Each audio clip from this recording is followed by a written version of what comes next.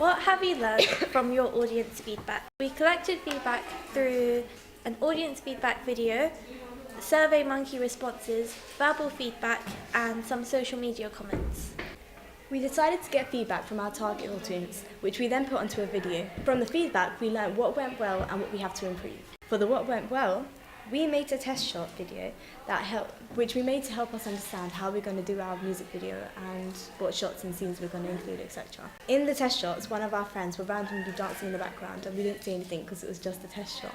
But we found that from audience feedback that it was really entertaining and she was funny, so we decided to keep her. We also got told that the hand gestures, the lip syncing and the filters we used were really good. In the beginning, we had lots of claps which we used so we can link our music video back to Goodwin's theory, which is thoughts to beats.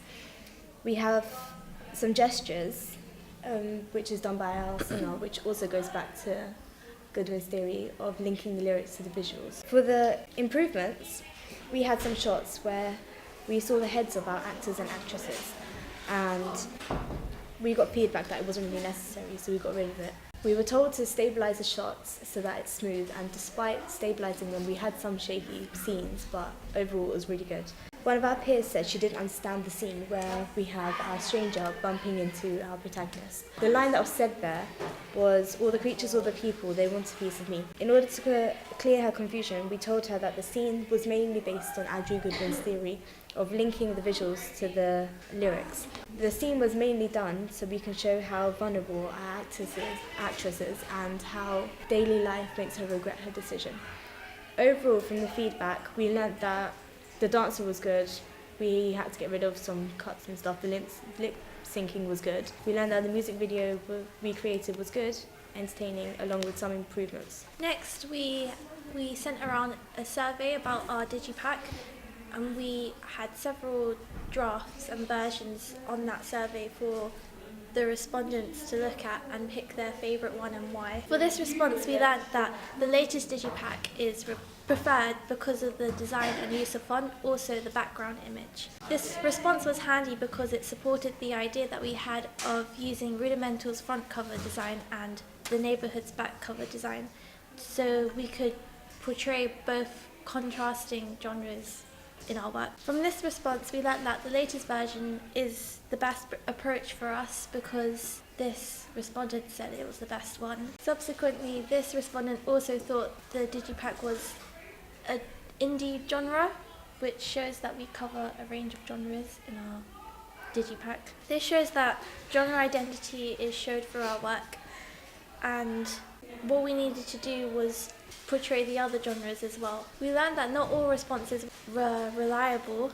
For instance, here this respondent said A was best because her friend said so. It was irrelevant in our creative process, so we just ignored it. The majority of respondents said D was the best. For instance, here this respondent said she liked D because she was fond of the font design. Also, the genre was portrayed correct. She thought it was alternative, so this shows that our digipack does cover a range of genres and the appropriate genres. She suggested for us to make Maiden Heights bigger, which we took action upon because in our final digipack it's huge. It covers like most of the front cover. And this is important because this band is new and not a lot of people know this band, therefore we needed their name to stand out. Plus, the album name Nirvana is an existing band name, therefore we didn't want it to be confusing. Another respondent preferred D because it was more refined compared to the other versions, which made sense because the other versions were older versions, therefore it shows we were improving in our work. Also, this was the only person who thought it was a synth pop genre, which is correct. We were expecting not a lot of people to say synth pop because it's not exposed as much compared to other genres. Thus, we learnt that our digipack genre is recognisable.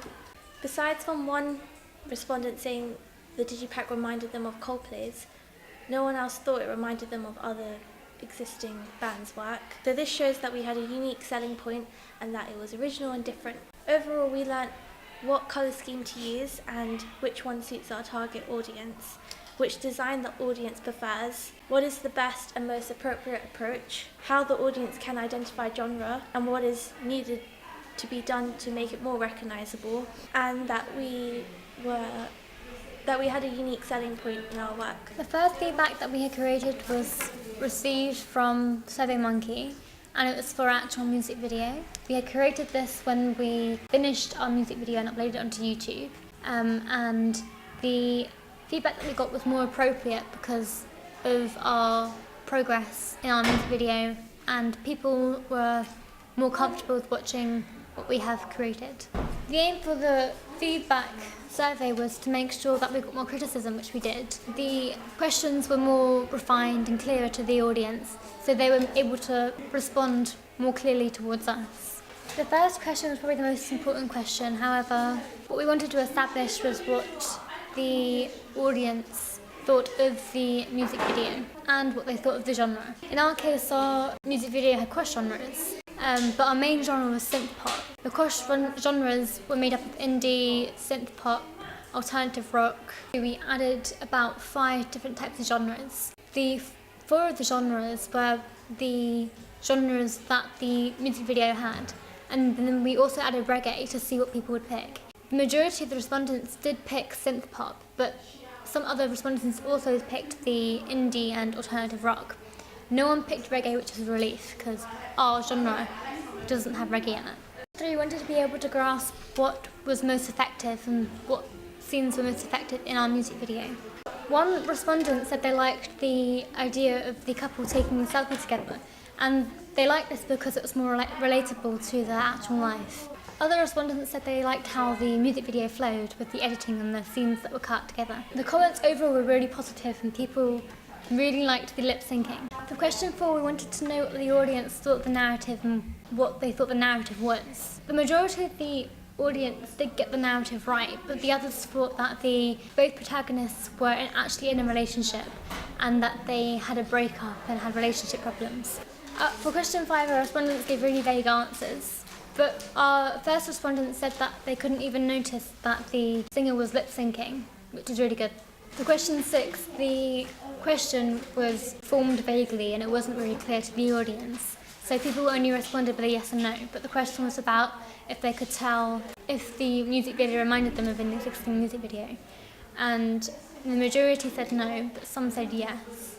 What we learned about this was that our music video portrayed the genres really well. The editing was really good with the scenes being cut. We presented the narrative well, and that the music video genre is really recognisable to the audience and they can tell that it actually is synth pop and not reggae or something through the conventions. We received lots of verbal feedback for both ancillary products, and the verbal feedback we received for our magazine advert was mainly Facebook logo stood out a bit too much, so we decided that should kind of mix in with the colour scheme of our magazine advert. We got told to add social media links to our magazine adverts. Our class peers liked the idea of how the skyline is the main background for our magazine advert. And it's like Lana Del Rey and Coldplay. We got lots of feedback for our digipack, and our class peers liked how there's an image behind the text, and they liked the photograph, which mainly consists through all 3 products. People liked our newest design because they said it has a good balance, which means it was more refined. They liked the fonts, which we found from dovefonts.com. The use of effects was eye-catching, and they liked the technical effects in Photoshop. What we learnt from this was we're going down the right path, and what we were doing was right, and people mainly guessed the right genre, which was alternative, indie and synth pop. The survey was sent to lower school. They weren't really familiar with synth pop, but they managed to get the genre right.